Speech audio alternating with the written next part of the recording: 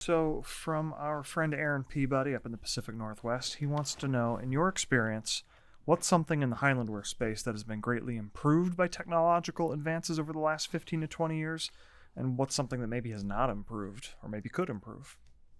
A couple of answers to that, I think. I got a good one, and it's the same thing both ways. Okay. Yes, sporns. Okay.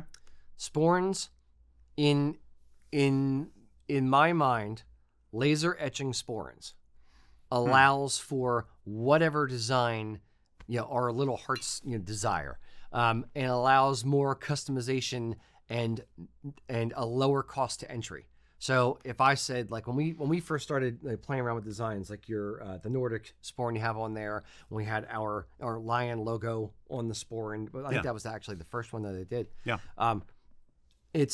I said, hey, Greg, I want this thing to exist. And he's like, cool, just send me a drawing of it and I can just laser it on there. Boom, done.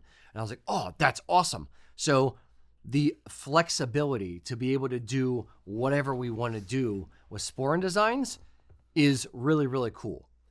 What I think we have sacrificed is the look, the precision, not precision, but the beauty of hand-tooled sporns and hand-embossed sporns or debossed sporns, where when you look closely at a laser-etched sporn, it looks too perfect, or you can see the little lines on it, or it looks like it's either, I won't say printed on, but it's kind of printed on. It's lasered on. You can tell it's laser. Yes, you can tell it's lasered, and you lose the feel of something that's been hand tooled, hand stamped, and leather beaten into submission. Yeah. So I have a very, very soft spot in my heart for embossed leather sporns. I think it looks more artisanal, so to speak, than laser etched. But the laser etched allows for such a broad, some more variety. Exactly, such a broad spectrum of things. But you haven't really lost the embossing. It's a bit more niche, and it's a bit more expensive, I think. It's a lot more expensive. Yeah, cost of entry is a lot more expensive. Yeah, it can be. So, but in a sense, a lot of this stuff did have a higher cost of entry back in the day.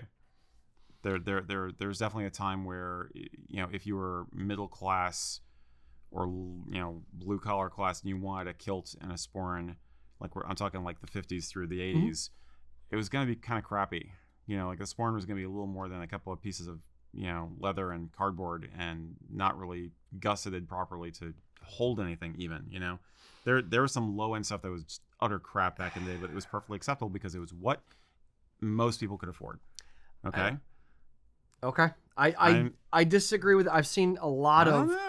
I've seen poor quality examples, historical as well as current day. Yeah. So it still exists. I'm saying I think the higher quality stuff has become more affordable. Yeah. The nicer looking stuff. The technology has allowed better quality, more durable stuff to become affordable. It's yes, or it's the more variety, because the stamps, that too. The cost of, like, the one that I have on here, this is an embossed sporn flap, but you had more standard styles. It was like, okay, I'll take the A6 sporn or the B12 sporn or whatever. I don't know why I'm quoting vitamins, but but it's, this flap on this sporn is a very historical one. It has a moment in time where this was a classic design, exactly, because the brass stamps that had to be carved for actually stamping the sporns was a higher cost to entry. So a sporn maker had, let's say, 8 stamps. And if I said, okay, well, I want a different stamp, then he would say, okay, fine, but it's going to be several $100s for, for whatever, just for the stamp to be able to do a sporn. So it can't really just be a one-off. It had to be, unless you're, ungodly rich, it had to be included in a brand new line. Yeah. Yeah. Aren't we kind of saying the same thing? Or am I confused? No, it's for individuals. Yes, it would be, you would have more of a generic, mass-produced ones, versus just not nearly as nice or expressive or as good quality. It's hard for me to think of things I think we've lost. I think there's something that we've lost, which I think is kind of fun, and I part of me wants to see come back is I I think it'd be fun to see more people wearing castellated hose. Those are kind of cool, and they're kind of silly, but I dig them. So I think it'd be fun if those came back. I mean, I know there's a few of you guys out there, especially in the trad community, who have them and like them, and more power to you, because I think they're fun. But there's not a lot we've lost, aside from our dignity, perhaps. But no, the thing that I think the biggest technological advance for my money is 3D printing, and from CAD drawing to 3D modeling to 3D printing has made such a huge impact on designing any metal goods. Buckles and sporrans and skin dew handles and all that stuff. There is so much cooler stuff you can do now than back in the day for similar things we're talking about in terms of time and effort and cost of entry and all that kind of stuff. But it is possible to have so much of that stuff made now that even a smaller operation like us, we can realistically consider, what if we did a buckle with a skull and a shipwreck on it? For the Welsh pirate community, and we can actually consider that and have it made. And that is freaking amazing. That's the biggest technical thing for me. Yeah, so. I agree. Now here's where I think it gets. I love it and hate it. Again, back to the technology, the double-edged sword of technology is if I said, okay, well, I want a kilt pin made in a 3D printed thing. It's the quality of a 3D printed item is less than a metal cast item. But it allows the development of products to be shortcut. It also allows the back and forth on a particular design, especially if you are not an artist in that way. If I can sculpt something and send a piece of clay that I have sculpted to my pewter company over in the UK and say, here, cast this into a kilt pin, great. If I'm not, then I have to rely on an artist to do that for me. And it's like, hey, here's an idea that's in my brain, make it exist in real life. And then there's a lot of back and forth. Yeah. Versus something that's a 3D printed thing. You start off with a 3-dimensional drawing of the item, right? And then it's kind of the back and forth on a 3D drawing, which is a lot easier to do. I think that's the trick. The 3D. The 3D render, the 3D sculpt using a 3D printer is the starting point.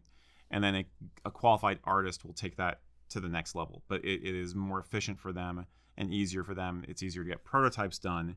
And you see, okay, well, that's how it looks in 3D printing, sculpt that one.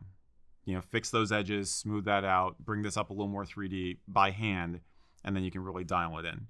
Yeah. So I think it's a lot. The technology that I think is making the biggest difference, as with any other industry, is really very much behind the scenes.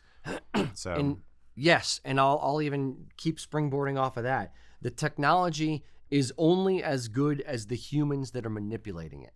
So when we did our American Eagle buckle, this is we actually did this one as a 3D printed thing, and then had to go in with an artist and have them activate play buckle around cam. with it. So if you start with, and what we said for this one in talking to the artist, and I'm using the word artist, even though he's just sitting behind a computer playing around with a 3D drawing, he still is an artist, because they're the ability. When I said, look, I want the wings to taper up. Don't just give me a flat thing and draw it out and laser around it. I want the wings to taper from layer to layer to layer. I want this to feel like a 3-dimensional piece of art, not just a flat thing. So you're still looking for artisans within their craft, and whether it's AI, whether it's 3D printing, whether it's laser etching, you're still having to rely on the human's input of the data and getting it honed to make it a better thing than you are if you just have, my cousin's boyfriend plays around with 3D printers, so I'll just have her do the thing. It's not just that. It's taking that and then kicking it up a notch, to quote Emerald Lagasse. You have to still be an artist within it to make it something, that people are going to want. I got this idea for a buckle that has William Wallace fighting the Predator. I'd buy that. I know you would. No. It's William Wallace in the middle. He's got an alien on the tip of one sword here and a predator on the tip of his other. And he's just and they're both gory and dripping blood. Yeah. No, we're not making that happen. Don't ask in the comments. I'm going to start my own company called Nerd Kilts. It'll be a sister company, and we'll make all that shit. Fair. Okay. All right. Hey, if you want to see all the cool stuff that can happen when you combine technology with a respect for tradition and a little bit of creativity, check out usakilts.com. The accessories departments are full of amazingly gorgeous stuff that you're going to love.